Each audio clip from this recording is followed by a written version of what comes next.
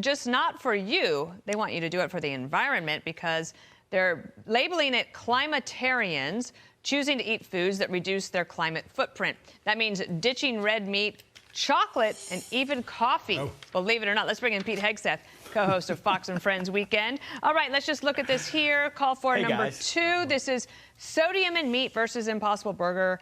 You got all that. Look at this, all the sodium. And then call for number 3 here.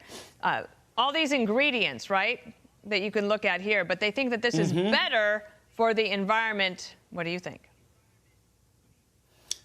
Of course not. What am I, a climavore? I don't know the right word for it. A climavore or a reducitarian, you said? I don't know. All I know, first of all, this goes back for people wanting to play God. Climate's happened for thousands and thousands of years.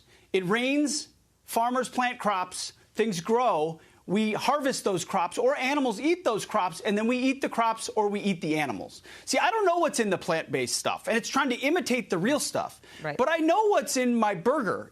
Cow is in my burger. And I know what's in my bacon. Pig is in my bacon. And that's the way the world has rotated for thousands of years. A carbon signaling, what do they get? Put it on the packaging? Like, if you eat this, you've emitted this much, and who benefits from that? No doubt they are. And how does that improve any part of the situation? There's no doubt they will. Stick to the basics. Eat the stuff that grows. Eat the stuff that moves, and everything's going to be fine. That's so good. Remember when Bloomberg was mayor here, and he did the calorie counts at Yankee Stadium? Oh. And you go to a baseball game, you order a hot dog.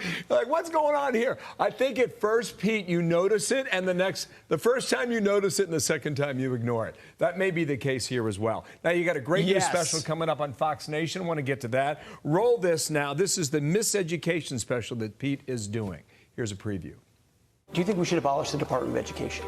Yeah, I don't think the federal government should be involved to the extent it is. I think it would be a wonderful thing for the United States if the Department of Education were abolished. I'd like to see the Department of Education abolished because it's pointless. It shouldn't have ever existed.